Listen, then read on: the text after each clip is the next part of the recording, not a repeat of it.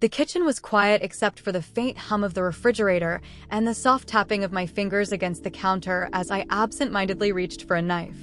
The evening had settled in, casting long shadows across the marble as I moved through the familiar rhythm of making a snack, something simple, something quick. The overhead light bathed everything in a soft, golden glow, making the space feel smaller, more intimate. I hadn't expected him to still be here. He leaned against the doorway, arms crossed, his expression unreadable as he watched me move. His presence was steady, comfortable in a way that felt almost too familiar, like he belonged here even though he didn't. There was something about the way he stood there, something in his eyes that made my pulse tick up just slightly. "Didn't take you for a late-night snacker," he mused, his voice low, laced with amusement. I smirked, not bothering to look up. "Didn't take you for someone who watches so closely." A chuckle, deep and quiet. Hard not to. The casual words sent a ripple through me, subtle but undeniable.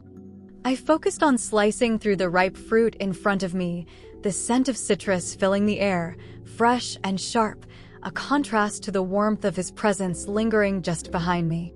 He stepped closer. Not enough to touch, but enough that I felt it, the shift, the change in the air between us. My knife stilled against the cutting board. "Here," he murmured, reaching past me, his fingers brushing lightly against my wrist as he grabbed something from the counter. A small taste-testing spoon. "Try this." I frowned slightly, turning my head just enough to glance at him. "Try what?" The corner of his mouth lifted, something playful, something deliberate. "Just taste it." His fingers hovered near my lips now, holding the spoon, waiting. The pause stretched, a silent challenge sparking between us. My breath felt shallower than before, my body suddenly too aware of the way he was watching me, waiting for my reaction. I licked my lips, my voice softer than I intended. "And what if I don't like it?" His smirk deepened. "Then we'll have to try something else." The weight of his words settled between us, heavy with something unspoken. The kitchen, once just a place for something ordinary, no longer felt so simple. He moved closer, just a fraction of an inch, but I felt it, felt the heat of his body radiating against mine, the barely there space between us charged with something neither of us had acknowledged yet. My pulse quickened, my breath catching slightly as I stared at the spoon he held, my lips parting instinctively. Slowly, deliberately, he lifted it higher, closer, waiting, watching. "Go on," he murmured, his voice deeper now, rougher around the edges. "Just one taste." I hesitated, but not because I didn't want to. The weight of the moment, the anticipation curling around us, made the simplest action feel like something far more deliberate.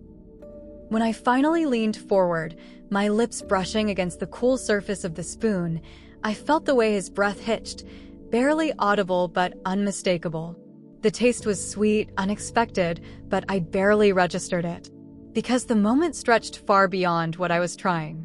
It was the way his fingers lingered near my mouth, the way his gaze dropped just slightly, watching, waiting. I swallowed, my throat suddenly dry. "Not bad." His smirk was lazy, knowing. "Not bad?" I set the knife down, turning slightly to face him, the space between us nearly non-existent now. "I guess I could try more." His fingers ghosted along the counter, slow, teasing. "I think that's a good idea." I should have stepped back. I should have laughed it off, brushed past him, reminded myself that this was nothing more than a game of words. But I didn't. Instead, I stood still, waiting, wondering just how far we were both willing to go.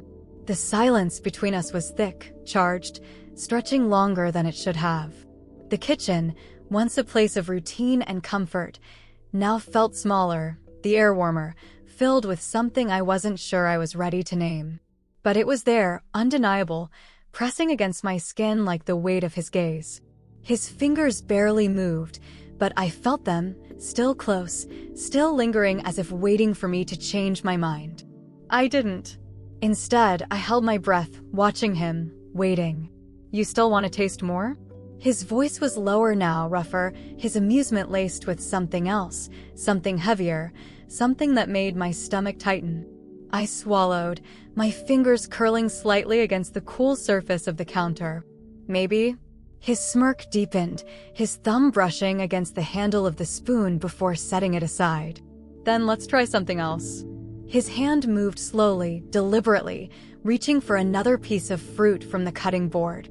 The scent of citrus filled the space between us, bright and sharp, contrasting with the thick tension that hung in the air. He lifted a small slice, holding it between his fingers, tilting his head slightly as if studying me. "Open," he murmured.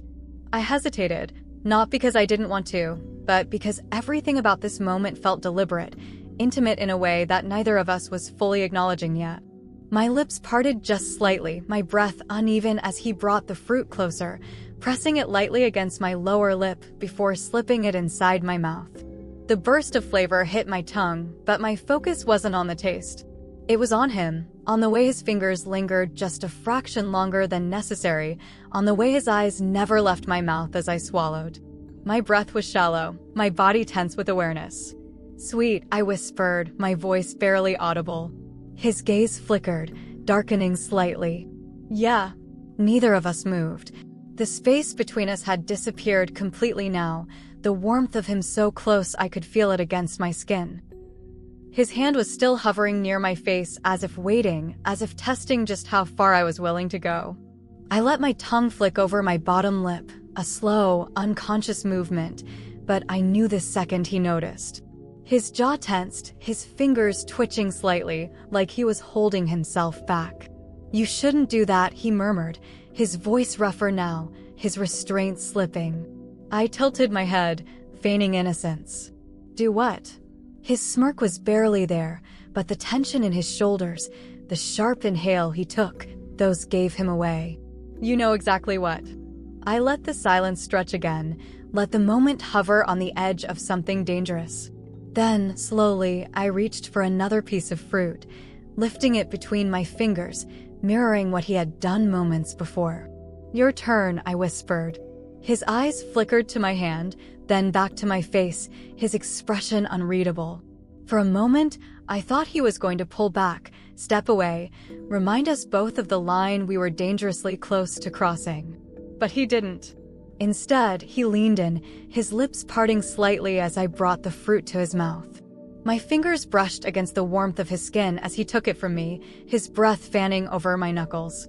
He didn't look away, didn't break eye contact as he chewed, swallowed, the air between us growing impossibly thick. "Sweet?"